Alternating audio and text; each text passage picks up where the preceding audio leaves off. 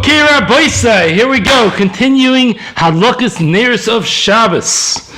Okay, so when do we light Shabbos candles? When is the right time to light? So I believe the most common minhag in Klal Yisrael is 18 minutes before Shkia is when people light the candles, Hadlakas neiros. Now, what is the reason for lighting it before Shkia, 18 minutes before Shkia? So the most basic reason is just a buffer zone to prevent one from actually, if you had to light by Shkia exactly, you're a minute too late, you're going to end up lighting on Shabbos. So reason number one is a buffer zone. What's reason number two? Reason number two is you have to get some Tosefes Shabbos in there. There's a mitzvah, which, hopefully I'll discuss at some point, which of adding on some of Chol to Shabbos, and by lighting early, the woman is going to be adding on some of Chol onto Shabbos. The reason number three is going to be the Yereim. The Yereim, the time that we call Shkia, that for the Yereim is the end of Ben Shmashos. And since Lefi Shita, that is the end of Ben Shmashos, therefore Ben Shmashos will start 18 minutes before. So therefore, even though we don't actually paskin like the Yereim, but in order to be that we're not lighting on Shabbos, the Shittas of the Yereim, therefore we light 18 minutes before. Rav Moshe Feinstein says that the minhag in most places is to light 20 minutes before. I don't know. I've heard of 20 minutes before. In my limited experience and research, to me, I seem to know of 18 minutes as a more common number. But I don't know, maybe it used to be 20 minutes and now it's 18 minutes. Not sure exactly. I don't know. But I guess 20 minutes makes sense, and I'll tell you why 20 minutes would make sense. Because if the Yereim says 18 minutes is the cutoff point, most women hear that bell, hear that siren, and then go light. So if that siren, so to speak, goes off at 20 minutes before Shkia, then they'll still light before the 18. But if that siren goes off 18 minutes before Shkia, it's going to be too late. So maybe that is a logic behind the 20 minutes. I don't know if that's the logic behind the 20 minutes. Maybe. Okay, the minhag in Yerushalayim is to light 40 minutes before Shkia. A gross chumrah. There's some technical reasons for it, but just the basic reason is that we have even extra time of adding on Chol onto Shabbos. There are some more complex calculations, but that is the basics. So, in Yerushalayim, not everybody lights 40 minutes before. The way that I put it is, if you live in Yerushalayim, if you could pull it off with mental health and with Shalom Bayis to light 40 minutes before, then you certainly should. It's a beautiful thing. One more time, if you could pull it off with mental health and with Shalom Bayis, lighting 40 minutes before, it's a beautiful thing. Whoever knows how to make a diak can make a diak. Okay. What if one is delayed? What if one's delayed and it's past 18 minutes? So you should light all the way up to Shkia. All the way up to Shkia you should light. What if Shkia already passed and you didn't light? So as long as you're still within the Beina Shmashis period, maybe we'll call that 18 minutes or so, then you should ask a goy to light. The Beina Shmashis period is not really so set. It kind of depends whether you're summer, winter, which part of the world you're in. So it's really hard to give an exact number. Some places you probably have 45 minutes easy that we'll call Beina Shmashis. It's not something that I could give an exact number count. You pretty much always have a good 18 minutes of Beina Shmashis, more or less. But you can't give an exact number. So if you're still within Beina Shmashis, ask the goy to light for you. There's no issue of the Mir La'akim during Beina Shmashis, so ask the goy to light, and then once the goy lights for you, you have Shabbos candles. Obviously, that's not the lichatchila form of Hadlakas neiros having the goy light for you, but l'maisa in this situation, it will work. And if you're already past Beina Shmashis, sorry, you missed it. We'll discuss it towards the end of this year, the concept of kanas for missing your opportunity to light. Okay, fine. Now, There's no such thing that place for Shabbos is Chal Ne'elav, a minute before, 2 minutes before Shkia? So, B'Pashtus, no, there are such sheets. The problem is it's very difficult to define how much before. So, L'maisa, if we're in a situation where the woman didn't light, as long as it's before Shkia, we're going to let her light. I agree, it's certainly not the L'chatchila situation, but I don't think we paskin that a minute before Shkia you can't light because of that. Fine. Now, what if the wife is running late? So the Mishnah Berurah says that the husband should light instead. You see the woman's running late, the husband should light. Now, I would like to, public service announcement, I would like to caution the husbands about every husband should keep every Mishnah Berurah, obviously.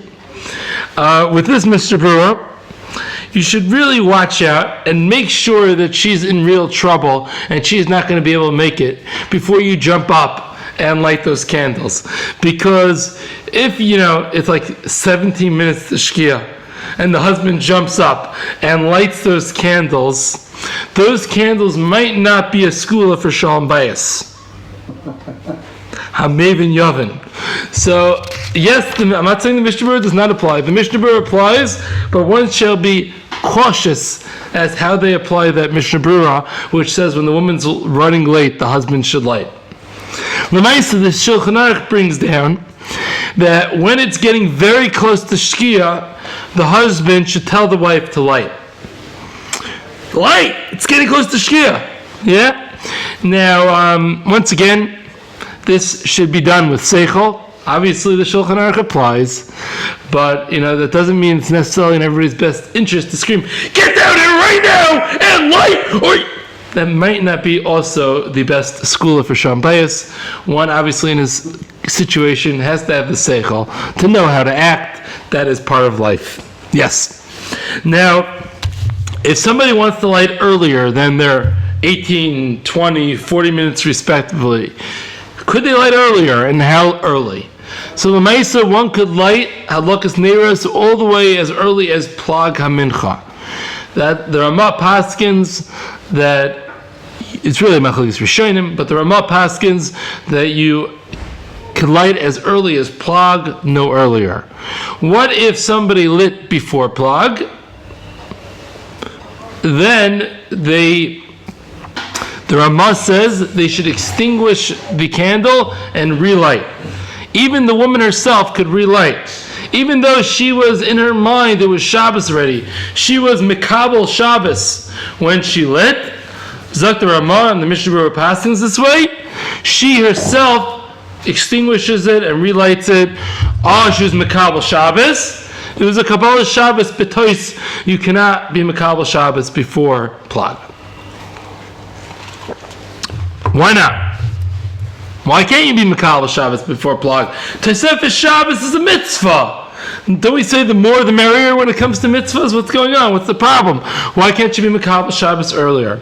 So it seems to me the pshat is, the issue is, that when you do it too early in the day, it's not recognizable that you're lighting candles is for Shabbos. Maybe you're lighting candles stam. And therefore, since it's not recognizable, it's too far away from Shabbos, that the onlooker doesn't see a connection or a sheikhus to Shabbos, and it's so far away from Shabbos, so Mamela, that doesn't count for Shabbos candles. L'maisa, the Magen Avram quotes the Maril, who says that if you light earlier than Plag, it does work, and you don't extinguish it and relight it. It doesn't seem from the Magen Avram that he's saying that this is like the best thing in the world to do, but still from the Magen Avram, quoting the Maril, you do not extinguish it and relight it. Now, if I stop right here, what will we do l'maisa? So l'maisa, was the Magen Avram a big player in halacha? Yes. Was the Maril a big player in halacha? Yes. But it might depend a little bit on which circles you're in. But for the most part, the Mishnah Berurah is the Rebbe. The Ramah is how we follow. The Ramah is how the Ashkenazim follow. The Mishnah Berurah is our greatest Rebbe in halacha. So therefore, if the psak of the Mishnah Berurah is that you extinguish it and relight, seemingly, even though Lafi, the Maril, and the Magen Avram, when she's relighting it, she's doing Chil Shabbos. The Maisa, the Mishnah Berurah knew about this Maril and paskined against it. The Mishnah Berurah knew about this Magen Avram and paskined against it, and therefore we rely on the Mishnah Berurah and we would extinguish the fire and relight. Now I was thinking, wait. What do you mean? If you didn't extinguish it and then you realized only after Shkia, I think Rav Asher Weiss said that you would rely on the Magen Avram to not bring a guy. Yeah, I'll tell you why I would definitely agree with that. And I wonder if this is what Rav Asher Weiss is going to say. The svara that I'm going to bring, for those who understand the poskim in their brains and how they work, I would say this is a svara that it's more likely Rav Asher Weiss to agree to than Rav Elyashiv. And you'll see what I mean in a second. If for those that have a feeling of the poskim will understand what I mean in a second, when there's going to be more of a Rav Asher Weiss dikasvara than a Rav Elyashiv dikasvara. And here's how it goes. And I don't want to snake my stand too modern day. It's more of a Shlomo Zalman dikasvara than a Rav Elyashiv dikasvara, for those who understand how the poskim work. So I was wondering that nowadays, we generally don't just stop light candles. On a Tuesday night, I want to read a good book. I generally don't, take out the candle and light a candle. Because we have electricity nowadays, and we don't rely on candles normally. Just because it's not the way of the world. So I was thinking nowadays, on a Friday early afternoon, 45 minutes before plug, a woman goes and lights candles. Isn't it obvious to all of us that she's lighting it for the purpose of neiros Shabbos? And she's even doing the waving thing and woo, come on. Maybe you didn't see the waving. Okay, maybe you only see the candles. But surely it's obvious to all of us that this is about Hadlakas neiros of Shabbos. Nobody says, oh, maybe she wanted to read. Really? That's not what we don't do that nowadays. We have electric lights. So I was thinking that nowadays maybe even the Ramah would be maskim that it works to light before plug, because the whole reason for the problem seemingly doesn't exist. So I looked around trying to find my svara, and I found the svara in a sefer called Kinyan Torah. I don't know what that is or who that is. I have no idea who wrote it, but this sefer Kinyan Torah says my svara, and says nowadays you can light before. Not that you should, not that it's the right thing to do, but if a woman lights before plug, it works because it is nicker that it's for Shabbos, and I like the svara. And this is the svara that I'm saying is more of a Rav Asher Weiss svara or Shlomo Zalman svara as opposed to Rav Elyashiv svara. Rav Elyashiv was a little bit more of a paisik. If this is what it says, this is what it says. Whereas Rav Asher Weiss or Rav Shlomo Zalman maybe is more of a type of paisik that says, what's the reason? Oh, times have changed, and we're going to change the halacha with the times. So there's different paiskim that, every paisik agrees to both things on extreme examples. The question is, where is their cutoff point as saying the times have changed? So there are different paiskim who that cutoff point was quicker. And I would say that the Rav Asher Weiss type paisik, that cutoff point you reach much earlier than in a Rav Elyashiv paisik. Okay. So that's what I was thinking. So l'maisa, what do I do? Halacha l'maisa. So halacha l'maisa, I feel like I'm cornered in a tough place. Because on one hand, it's very difficult to go against the Mishnah Berurah. On the other hand, I'm claiming the Mishnah Berurah might never have said it in the matzav nowadays. So l'maisa, I wouldn't tell the woman to relight herself, but I would tell but I wouldn't want her to relight either. Because if it was a valid Kabbalah Shabbos, then it's a Shabbos. I would want the husband or somebody else to go and relight that candle for her. And that's what I would probably say, l'maisa. Okay, yeah, that's what I was thinking. Okay, now, something very interesting. Some time ago, I gave a shiur on early Shabbos. And I question the practice in Chutz La'aretz. And a lot of the Mishnah Berurah paskins, you shouldn't do what they call a tarti desasri, which is davening mincha after plag and davening ma'ariv before shkia.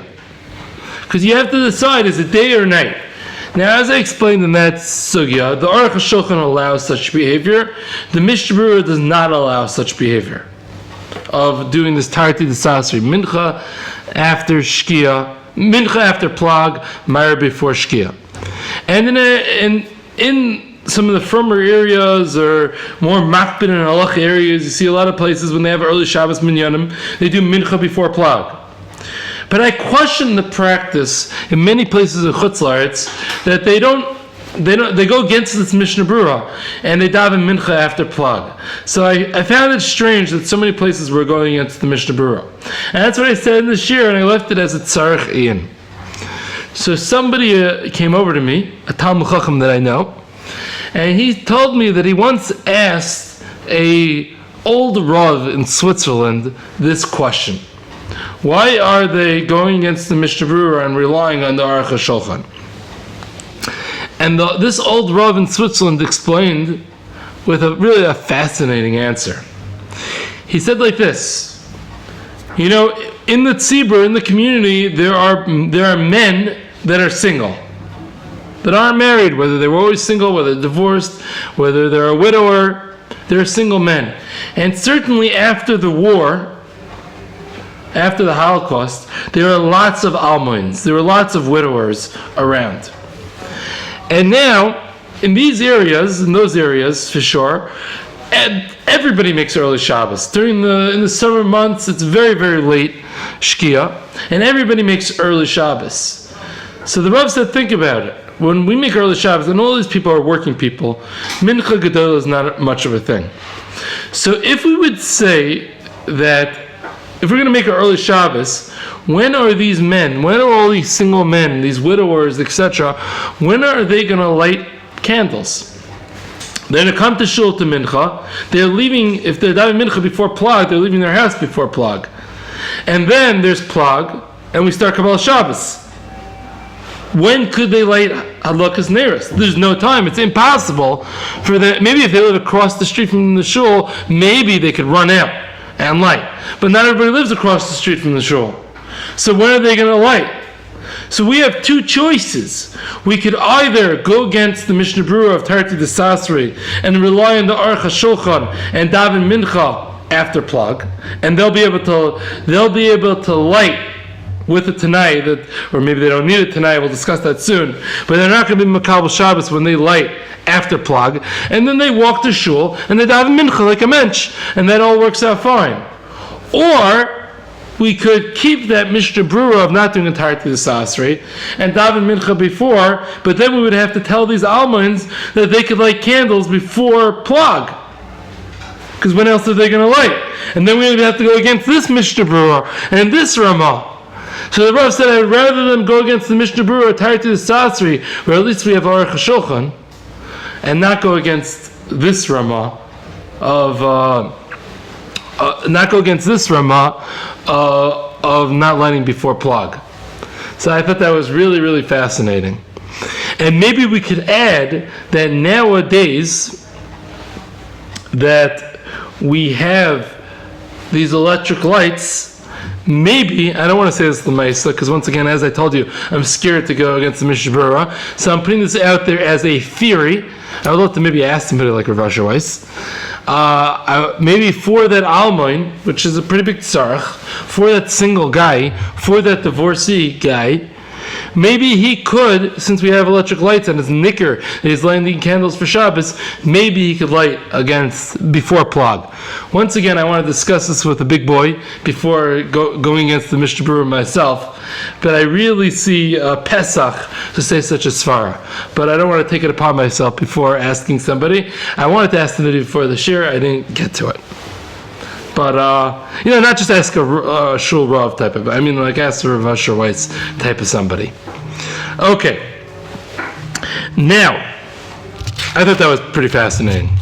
Now, let's go weiter. Now, The Mechaber says that woman shouldn't light early if she's not accepting Shabbos with that hadlaka. We'll discuss soon the concept of women accepting Shabbos with their hadlaka. But if she's not accepting Shabbos with her hadlaka, she should not light early. What's the early that we're talking about? So we're not talking about earlier than plag, because earlier than plag, the Shulchan Aruch says we say you're not supposed to do anyways. So what's this early? You shouldn't light early if you're not accepting Shabbos. So it's definitely not the 18 minutes, the 20 minutes, the 40 minutes of those places that we discussed, because that's when you're supposed to light. So the place can, say within 10 to 15 minutes early before that Zman, that's within the realm of a normal time. A chumrah of lighting a couple minutes early. So 10 to 15 minutes before your 18, 20, 40 minutes, that is fine to light, even if the woman's not going to be Makabel Shabbos. She's taking a taxi somewhere, or as we'll discuss a little bit later about that din, but that she shouldn't light if she's not Makabel Shabbos in that time frame. Now, some of the poskim say nowadays, and I am noted this way as well, once again, nowadays that candles, it's absolutely nicker, and it's for Shabbos purposes, because the whole svara was, it's not, if you're not being Makabel Shabbos, it's not nicker, it was for Shabbos. But nowadays that candles are completely nicker, that's for Shabbos, so many poskim say nowadays you could light that random, 30 minutes before Shkia, or maybe in Eretz Yisrael, an hour before Shkia, that random time you could light, and it should not be a problem, and one could rely on this. When could this be an issue? And when does one have to keep this in mind? So it's going to be hard for you to remember this because it's not a very common case. But if somebody's in a hotel for Shabbos, and if somebody's in a hospital for Shabbos, if you remember last week, I said I advise that your Iker Hadlaka, your only Hadlaka, or at least your Iker Hadlaka, should be the electric lights in your hotel room or in your hospital room. So let's say you're in this hospital room or this hotel room, and you're going, the davening is far. It could be like, the closest shul to your hotel is an hour walk. You don't want to do that hour walk, so you decided that you were going to light your, to your electric lights, and then walk there before, or take a taxi with lots of time in advance or something like that.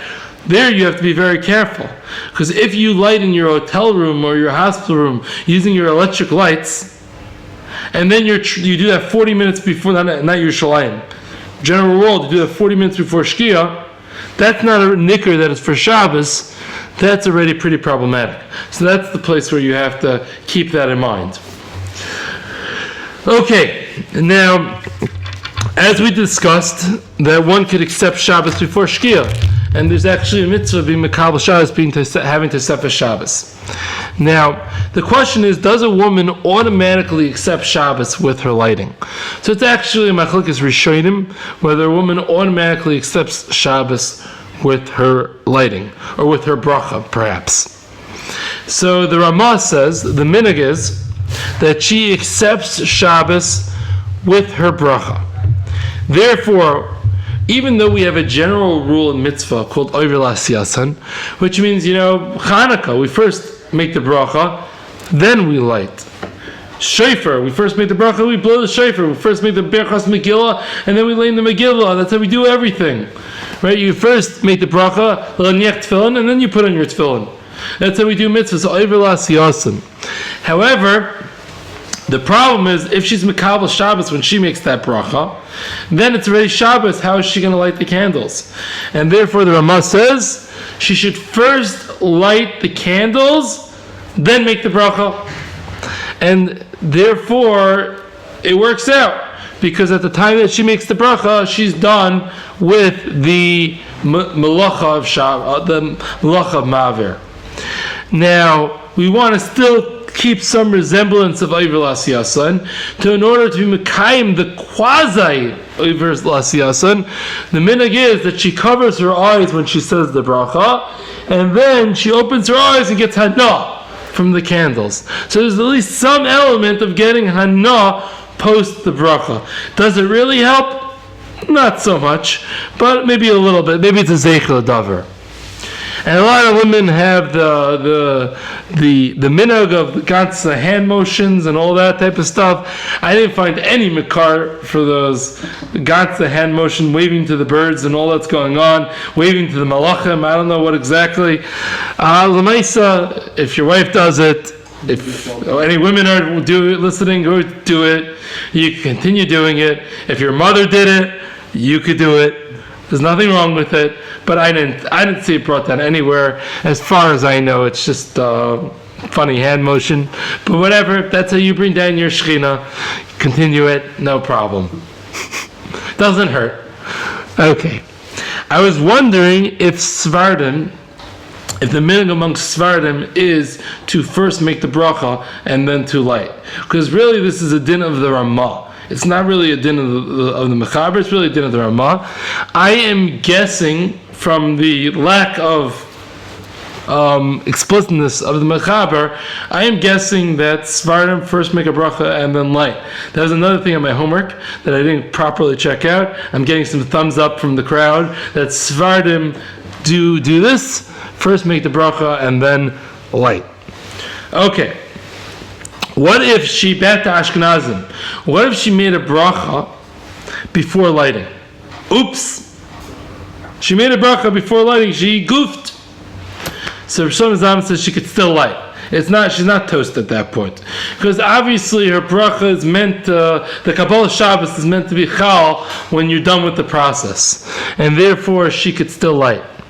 Now, could she extinguish the match that she used to light the candles? When is the Kabbalah Shabbos is really the question. Is it the end of the lighting process or is it the bracha? So the Ma'aseh, the Aruch HaShulchan, says that she is allowed to extinguish the flame by herself. She doesn't need to just drop it on the floor or put it in a little metal thing or have her kid extinguish it. She's allowed to extinguish it herself. That is what the Aruch HaShulchan says. The Ben Ish Chai, which I found is interesting because the Ben Ish Chai, as we all know, is Sephardi, and the Mechaber seemingly said first make the bracha. But the Ben Ish Chai says that she should not extinguish the fire because she's Mekal Shabbos at the end of lighting, and therefore, as he says, to just drop it to the floor. I guess the Ben Ish Chai didn't have fancy marble floors. Probably had dirt floors, I imagine. I don't really know. I'm not sure, but yeah. But there are some people that have like a metal little tray that they drop it into, and it just burns itself out. So the Meister, what do? You do it whatever your minhag is. Whose minhag? His minhag? Her minhag? We usually say when it comes to these couple of things, chala, nida, hadlakas, neiros, that the woman gets to follow her mother's minhag. So once again, it depends on the situation, but usually the woman could follow her own mother's minhag of what to do. What if she has no minhag? So then she could rely on the Aruch HaShulchan, and she could extinguish it herself. It seems to be that's the accepted psak. Okay. Now, what if a woman doesn't want to accept Shabbos when she lights? Right? What if the woman, still wants to do something? What if the woman still wants to, she wants to daven mincha? What if a woman wants to get in a taxi and go to the kosel? What if she wants to get in a taxi and go to her friend in Ramat Eshkol where she's eating? Does she have to be Mekabel Shabbos? Is it optional? So what's the lashon of the Mishnah Berurah? So the lashon of the Mishnah Berurah is that she should only make this tanai. She's allowed to make there's something called a tanai that she can make, and with this tanai she's not Mekabel Shabbos when she's lighting. But the Mishnah Berurah says she should only make this tanai if there is a tzarech. Now, for those that are familiar with reading Mishnah Berurah, the Mishnah Berurah sometimes in different places has the term Sarach Gadol or Shas Hatchak, whereas over here the term is Sarach. So what does Sarach mean? So I would say, if we're talking about walking an hour to the kosel, and she's not the type that likes walking to the kosel for an hour, or if we're talking about the type going to Ramat Eshkol or whatever it is, a half an hour, 45 minutes, somewhere this, and For a lot of people, that's a big deal. Obviously, it depends on the person, but for a lot of people, that's a big deal. L'chayre, that's certainly a tzarech. Now, so Tzitz Eliezer brings down if the woman wants to go to the Kaisel. Tzitz Eliezer lived in, I think, Nachalot, I believe. No, he had a shul and a gripas, so I assumed he must have lived somewhere local to Nachalot. He says if a woman, he wasn't giving us psak just for his local neighborhood. I'm just giving some perspective of where he was. But the same would be true anywhere in Yerushalayim. And he said if she wants to take a taxi to the coastal, that's called a tzarech, and she can make a tanai to take the taxi to the coastal. I didn't see it inside. I checked with Shmir Shabbos Kilchasa, I couldn't find it. But I heard that Rosh Shlomo Zalman says going to the coastal is not a tzarech. Now, I found that very strange, because, as they said, it doesn't say tzarech gadol, it doesn't say shasat chak. It says tzarech, a need. Seemingly, going to the Kaisel, to the most Kaddish place on earth, to daven to HaKadosh Baruch Hu, why is that not a tzarech? And she doesn't want to walk 40 minutes. That's very reasonable and understandable. So tzarech in gadol, why Rav Shlomo Zalman would say that is not a tzarech. L'chayra, we could rely on the fact of calling that a tzarech, because Rav Shlomo Zalman, I don't know, it seems difficult. I'm not here to, once again, argue. If there wasn't a Tzitz Eliezer saying you could, I wouldn't put on my boxing gloves against Rav Shlomo Zalman. But once the Tzitz Eliezer put on his boxing gloves against the Rav Shlomo Zalman, I think I'm entitled to come here and say, l'chayra, seemingly it's a tzarech. Okay, especially I couldn't even find the Rav Shlomo Zalman. I only heard him quoted. Now, there is another eitzah that was a popular eitzah that many people said. At first glance, it seems alarming. No, let it be Makabel Shabbos. Don't go against the Minig Yisrael. It's the Minig Yisrael to be Makabel, that the woman is Makabel Shabbos when she lights. Don't go against the Minig Yisrael. It's Minig Yisrael. Let her be Makabel Shabbos. But she could still take a taxi to the Kotel. What? Take a taxi? On Shabbos? Well, hold your horses for a second. Let's just think about it. What malacha is she doing by taking a taxi? Is there a malacha of sitting in the car? Yeah, well, you're going to cause the driver to press the gas and burn more fuel. Okay. Whether the driver is a yid or whether he's a guy, was he Makabel Shabbos? No. So if the driver was Makabel Shabbos and he presses the gas a little bit harder to transport the extra person, was there anything wrong there? Was there any lifnei iver? No. Oh, so when she opens the door, the lights are going to turn. Okay, so maybe we should have the husband open the door. Fine. Doesn't the husband always open the door for his wife? Don't answer that too loud. So the husband will open the door for the wife and close the door for the wife. And when they get there, the husband will once again open the door for the wife and close the door for the wife. It could be like, practice for during the week. So, and then, Mabaya, what's the problem? Well, it's Zilzal Shabbos. I don't know. Is it Zilzal Shabbos? Could you say Zilzal Shabbos when it's not Shabbos yet? One could certainly argue you can only have a Zilzal Shabbos when it's a Metzias of Shabbos now. Because if she's personally keeping Shabbos, she wasn't Mizalzal the Shabbos, just because it was her personal Shabbos, and therefore an argument can be made, this should be perfectly fine. Now, I think in the last couple of years, this argument is in the process of changing from a Gevaldika Psak Halacha to a Gevaldika Halacha L'maisa to a Gevaldika Halacha Loy L'maisa. Why? I think this is becoming less and less applicable by the day. Nowadays, cars have more and more sensors by the day. She goes in the back seat, the car knows to beep that she didn't put on her seatbelt. It's not because the car has nevuah. It's because the car has all these types of sensors that knows that the seatbelt's not plugged in. And then when she goes and plugs it in, she's telling the sensors of the car, Mr. Sensor, you could relax. I did buckle my seat. There's a lot going on. So you might want to say it's a davar she'ein miskaven, shaloi nichala. Is it shaloi nichala? Maybe it's a good thing that it tells her to put on a seatbelt. I don't know. Is that loi nicha? It's annoying, but I don't know if annoying makes it loi nicha, if it might save your life. Especially the Israeli taxi driver who needs to get there before Shkia. You know what I'm talking about? We all know what I'm talking about. So therefore, not so pashut to rely on this nowadays. I think, and when you call that taxi, you don't know whether that taxi is going to have sensors until you hear the beep. And once you heard the beep, you already heard the beep, and you already messed up. So therefore, I would say you can't really rely on this nowadays. Maybe if you have your own car and you know there's no sensors, maybe you could do it. Well, very few people are driving their own car on Erev Shabbos to the coastal, and then where do you park it, where do you leave it, you have to pick it up on Shabbos, pain in the neck. People don't do that. Okay. Maybe actually if you're going away somewhere for Shabbos, that's really a case. If somebody's going somewhere, but why would you light at home? Rewind, not true.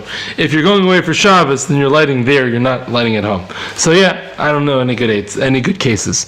What one could do, though, if they want to be a little bit extra chumradik, is they do the Tanai, and in addition to the Tanai, I'm not saying this is necessary, but I'm saying it's nice, especially, Shlomo Zalman, etc. So a woman could light with the Tanai, and then try not to do any malacha. Have the husband open the door, etc. Is there a mila on that? L'chayra, there's a mila on that. Is it necessary? L'chayra, not. Okay. Now, when the husband lights, however, the husband does not need to be Makabel Shabbos. The minhag doesn't say that the husband is Makabel Shabbos with the husband's lighting, and therefore, l'chayra, that all doesn't apply. The husband can make a Tanai, no problem. One thing I wanted to point out, this was a diak of what I said, but I just want to make it mefurish as opposed to just a diak. If the woman should not make a Tanai so she could play on her phone for 5 minutes more and check her WhatsApps for 5 minutes more, unless there's somebody's sick and they need to see Big Tsar Gadol. But stam to check Facebook is not a reason to make a Tanai. I think that's clear, but I just want to say that mefurish. Okay. Once again, the husband does not need to be Makabel Shabbos with his lighting. Now, how many candles does a woman need to light? So, Ikar Halacha, a woman needs to light 1 candle. And you're about to see this, it's going to get very strange. Okay. The minhag, however, brought down Shulchan Aruch, is to light 2 candles. Keneged Zachar V'Shamar, Shamar V'Zachar. Like the nice guy from the story of Shimon Bar Yochai on Shabbos Lamed Gimel, the 2 bouquets of flower, Avadasim, 1 Keneged Shamar, 1 Keneged Zachar. So too, 2 candles, 1 Keneged Shamar, 1 Keneged Zachar. Beautiful, beautiful. Anybody know anybody who has kids that lights only 2? I don't. Okay, but that's what the Shulchan Aruch says. Okay, I'm sure the Mishnah Berurah is going to bring down the minhag of lighting. For years, my mother had that too. Oh yeah? Okay, good. That's what the. Well, not now, but. Okay, interesting. That's what the Ramas. That's what's brought down in the Shulchan Aruch. Now, the Mishnah Berurah brings down. Obviously, the Mishnah Berurah is going to bring down like light for all your kids, like we all do, right? So Zak the Mishnah Berurah, he brings down you could add, I forgot, the Ramah says, you could add 3 or 4 candles. It's a nice idea, adding 3 or 4 candles, you could do that. Beautiful. Never saw that. The Mishnah Berurah brings down, you know what there's a minhag for? There's a minhag to light 7 candles, connected the 7 days of the week, or there's a minhag to light 10 candles, connected the Asar Dibros, 10 Commandments. Now, by the way, Derek Hagav, connected the 7 days of the week makes a lot of sense. Shabbos is the conclusion of the week. What does the Asar Dibros have anything to do with anything? So I'm guessing because Shabbos is one of the Asar Dibros, that's why the 10 would perhaps be connected Asar Dibros. So I imagine that's what the Shaykhus is. Okay, and then the Mishnah Berurah brings down, about lighting for all your kids? No. Now, just to point out how weird this is, The whole Klal Yisrael, according to my research, Ashkenazim, Svardim, Litvish, Hasidish, Modern Orthodox, I think everybody lights Keneged, how many people they have in the family. And that's just like everybody. And the Mishnah Berurah wasn't written so long ago. Meaning, my grandparents lit Keneged all the kids. My grandparents were alive when the Chafetz Chaim was alive. My great-grandparents were alive when the Mishnah Berurah was written. So it's very... when did this hit Klal Yisrael? It's a very strange thing. It doesn't seem to be in any of the earlier Svarim, but it's a super widespread minhag, which is a very strange thing, l'maisa. How can you have something that's like not brought down in the Svarim from 100 years ago, and then all of a sudden across Klal Yisrael everybody does it? It's a very strange mystery to me. So I saw a couple of people try to give explanations to explain the minhag of lighting Keneged everybody in the family, Keneged all the kids. So one is, we know it's brought down that there's already a Rashi brings this down, that being careful, Rogel Bener, is a school to have Banim, Talmidei Chachamim. It's a school to have righteous children, and therefore for each child you write another candle.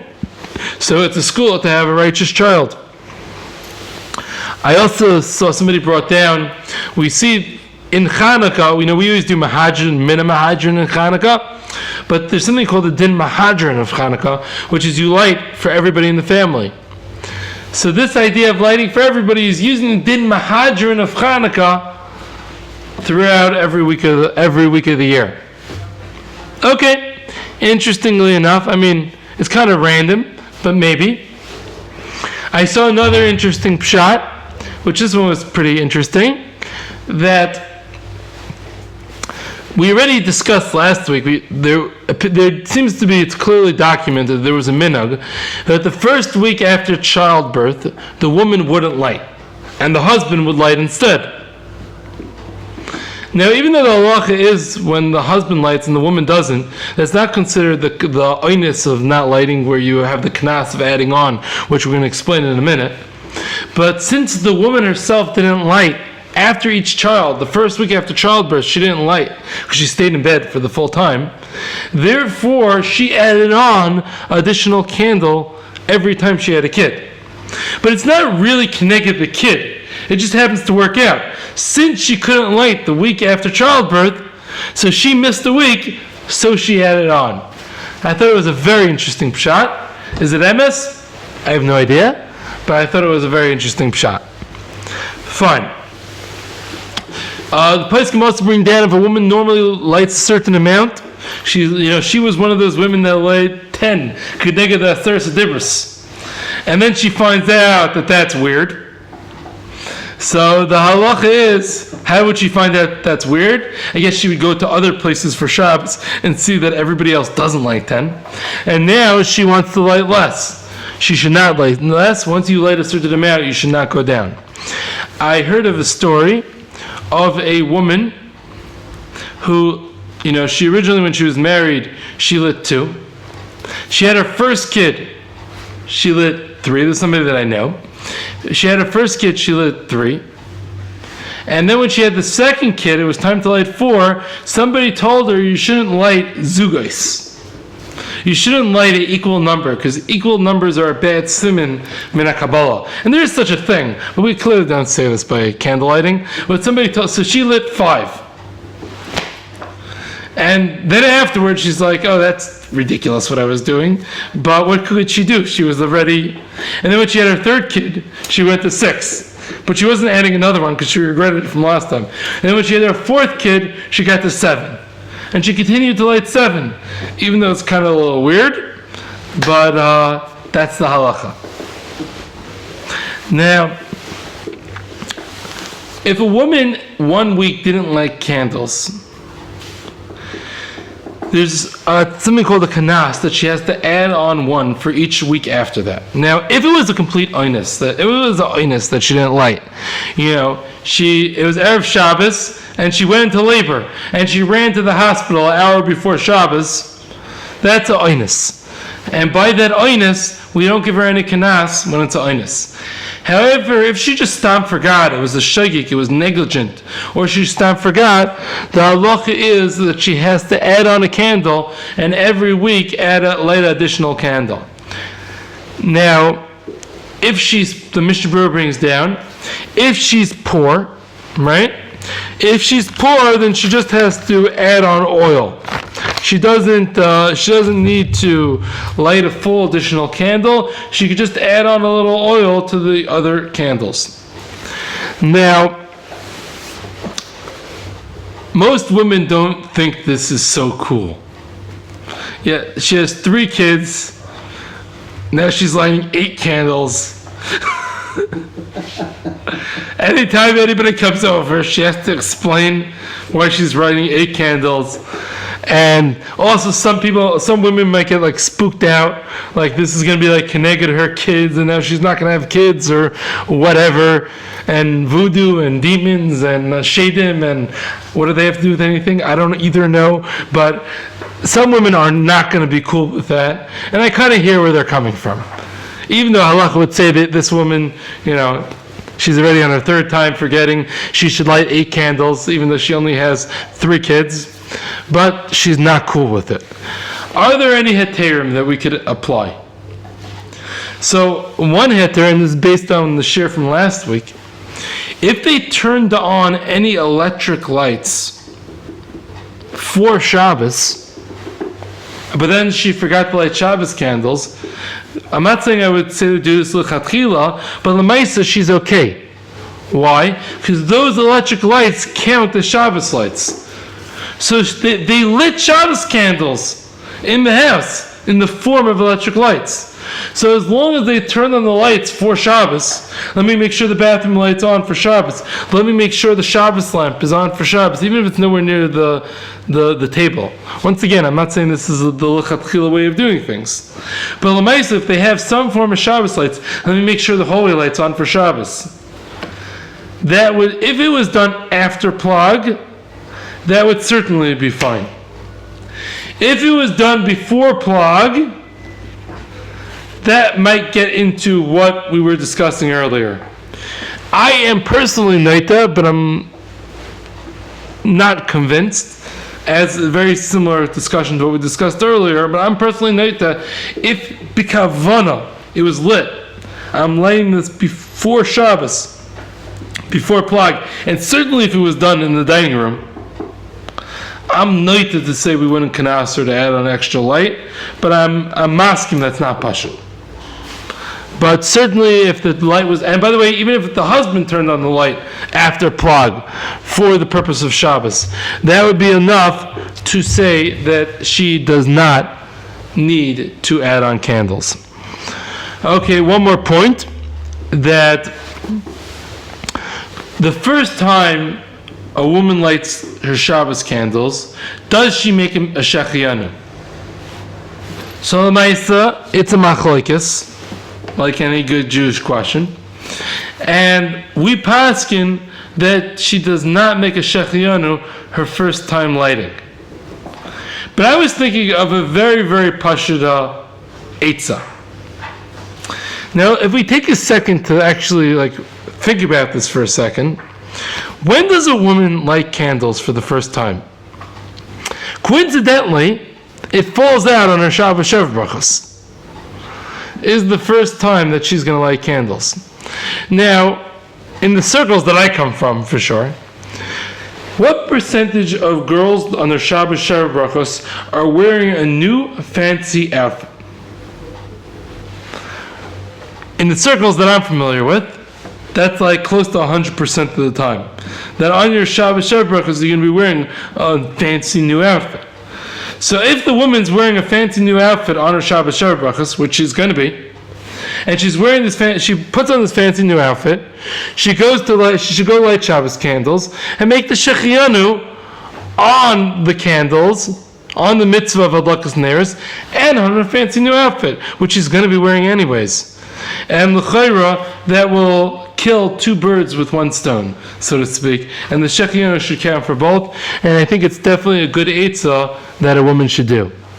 Okay, that wraps up Hadlakas neiros. Thank you for listening, and looking forward to seeing you next week.